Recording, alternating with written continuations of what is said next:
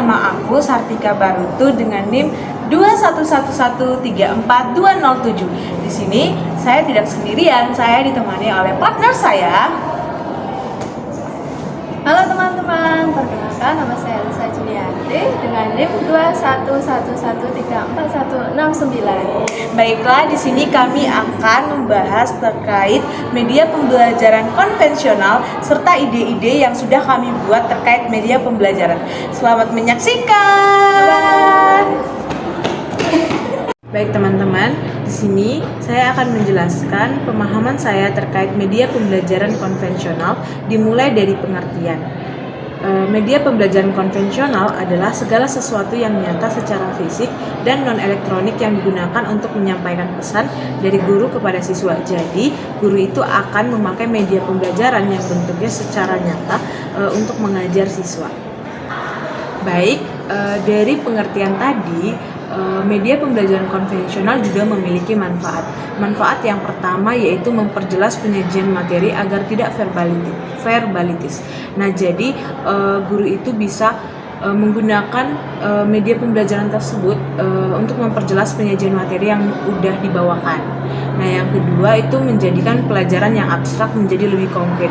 Jadi si anak itu nanti tidak langsung membayangkan, tapi dia sudah melihat medianya dulu dan bisa memikirkan, oh ternyata pembelajarannya nanti seperti ini gitu. Lalu selanjutnya memberikan variasi pembelajaran sehingga tidak monoton. Jadi media pembelajaran ini juga bersifat membuat anak tidak bosan dengan pelajaran yang kita bawakan. Nah, selain manfaat, ternyata media pembelajaran konvensional juga memiliki fungsi. Yang pertama yaitu menyalurkan pesan dari guru kepada siswa guna mencapai tujuan pembelajaran. Jadi, guru itu juga menggunakan media konvensional tadi sebagai penyampaian pesan kepada siswa yang menerima pesan tersebut. Lalu yang kedua sebagai alat untuk menarik perhatian siswa. Kita tahu bahwa siswa itu sangat suka sekali dengan media, dimana apalagi medianya itu bervariasi dan berwarna. Jadi siswa itu akan lebih tertarik untuk belajar dan juga memusatkan perhatian pada pembelajaran yang kita bawakan. Lalu yang terakhir yaitu sebagai sarana untuk memperjelas materi pelajaran. Jadi siswa itu juga selain belajar teori, tapi dia juga belajar terkait, oh ternyata ada media sebagai gambaran dari teori tersebut. Lalu selain fungsi, media pembelajaran konvensional juga berkontribusi sebagai penyampaian materi lebih menarik. Jadi guru itu tidak hanya bercerita terkait pelajaran yang dibawakan, tetapi dia juga bisa menggunakan media pembelajaran konvensional tadi sebagai teman dia untuk menyampaikan materi agar jauh lebih menarik dan siswa jadi suka. Yang kedua yaitu penyampaian materi lebih interaktif.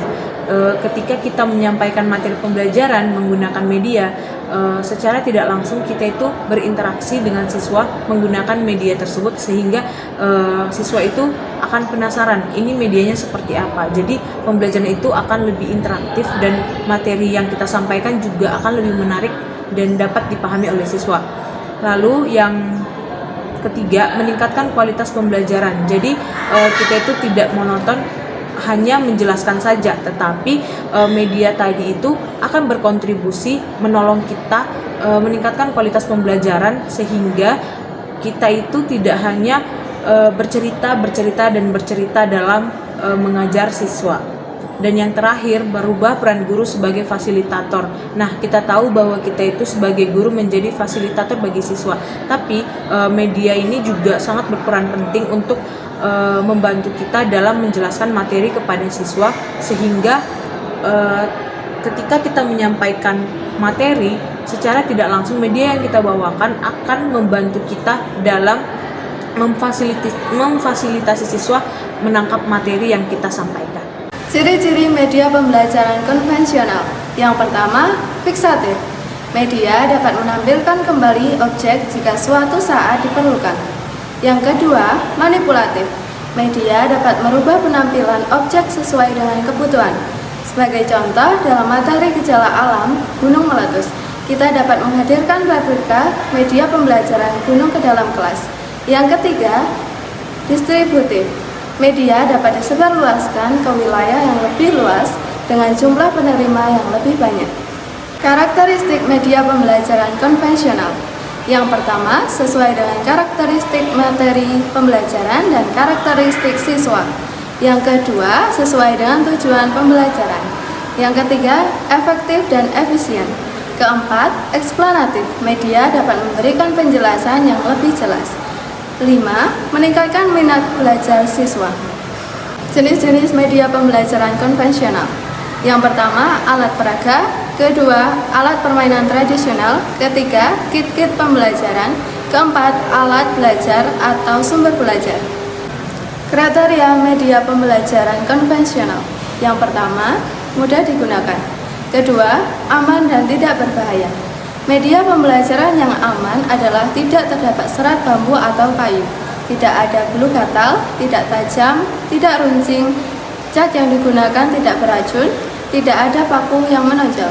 Ketiga, sesuai dengan tujuan pembelajaran. Keempat, rapi dan indah. Kelima, menarik dan tidak membosankan. Keenam, dapat digunakan secara individu, kelompok, dan klaksikal. Yang ketujuh, membuat anak kreatif. Contoh ide media pembelajaran konvensional. Pelbaria, tempel gambar organ manusia. Media ini digunakan untuk kelas 5 semester 1 pada bab 1 materi organ tubuh manusia. Teman-teman cukup menempelkan organ-organ dalam tubuh manusia pada kerangka tubuh sesuai dengan letaknya. Kegiatan ini berfungsi untuk lebih memahami letak organ dalam tubuh manusia. Materi organ dalam tubuh manusia merupakan materi yang abstrak dan tidak dapat kita lihat secara langsung, karena letaknya berada di dalam tubuh manusia. Maka dari itu, melalui media ini, kita dapat memberikan gambaran secara nyata letak organ dalam tubuh manusia. Nah, dari media pembelajaran konvensional yang sudah dijelaskan oleh saya dan Kak Lisa, berarti kita sudah memahami bahwa media pembelajaran konvensional itu sangat berguna bagi pembelajaran yang dibawakan oleh guru.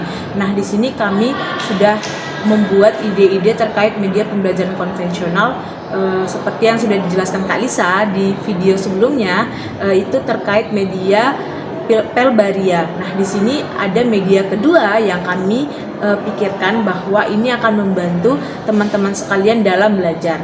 Nah, media yang kedua ini adalah Pilbar, pilah gambar. Nah, media ini apa ya?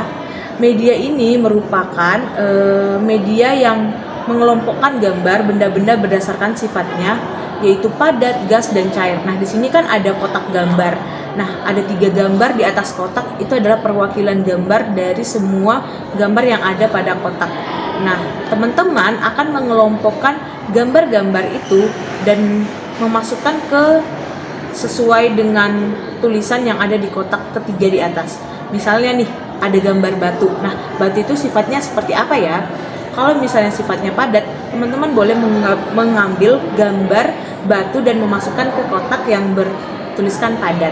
Nah, media ini kami khususkan ke kelas 5 semester 1 dengan materi pembelajaran benda dan sifatnya. Untuk selanjutnya, teman-teman akan memahami bahwa media ini membantu teman-teman dalam mengidentifikasi sifat-sifat benda yang ada pada kotak gambar.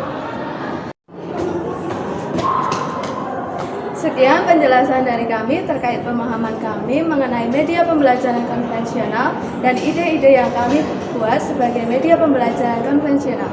Kami pamit undur diri. Bye!